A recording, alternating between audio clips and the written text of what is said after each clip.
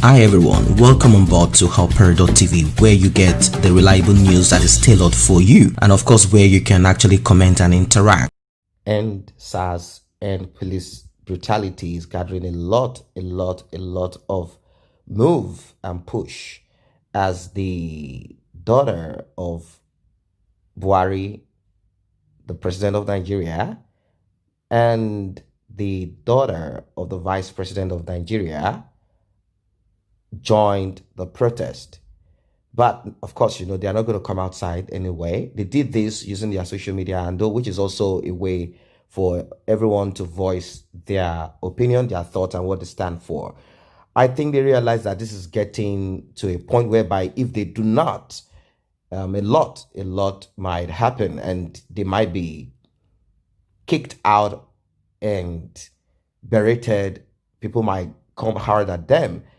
In fact, there are some young people who got so upset, they went into Obasanjo's, where Obasanjo comes from, and I think they were having one festival, the Owu Festival, or something related to Owu, where Obasanjo is from. They demanded to see Obasanjo, and they disrupted the gathering, asking him to come out.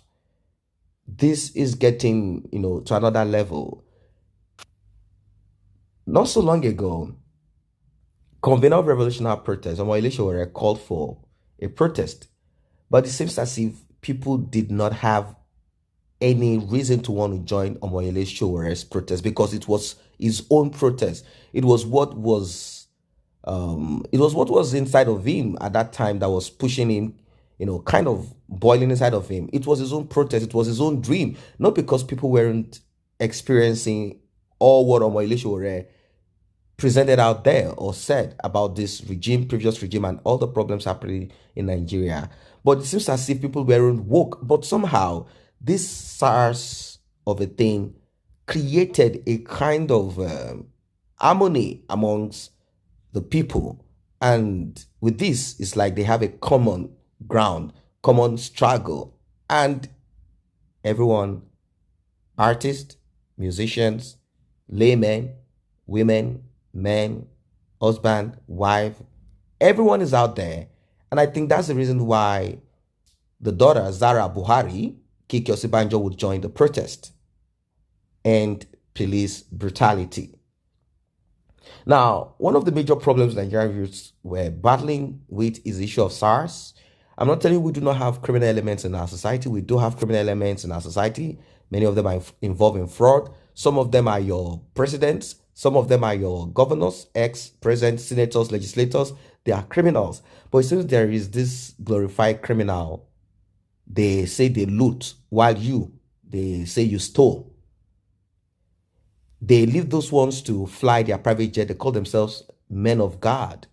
They call themselves pastors, bishops, prophets, imams, alpha, and all of that. All of these people are allowed to keep their stolen wealth that they still use the same Yahoo or 419 to get.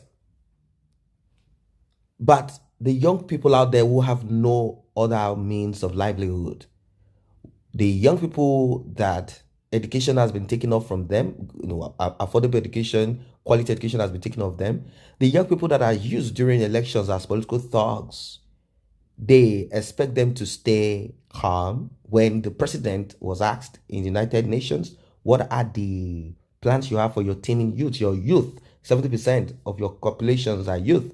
He couldn't see anything. And that's the person representing them.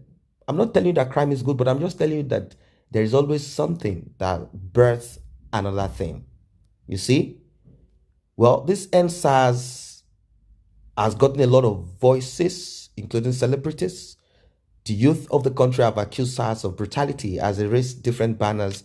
They block roads, and with this, I think they felt that they needed to join this, and they did it with their own hashtag and, of course, with the pictures there, even though we know that SARS has not in any way harmed them, done anything to both of them, and they've never had anything as regards that. That's just it. Now, all the while this protest has been on, we've only heard of one case of someone being shot in the southwest of Nigeria. I don't know what incident led to that, but we are yet to confirm. But that's just what it is. Only one person has been shot at dead. I'm talking about dead now. There are still going to be more that's going to come out there. Now, people claim that they are deceiving themselves. Both of you should go home, join and talk to your dads. If you're in good faith, why couldn't you join NLC protest? Why couldn't you school in Nigeria? Why couldn't you use business class airline?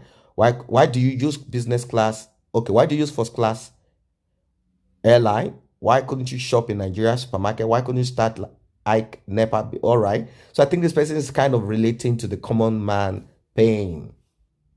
Well, that's life. Life is not equal, but when it comes to certain things, equality should be, doesn't matter how much money you have. That will be your extra.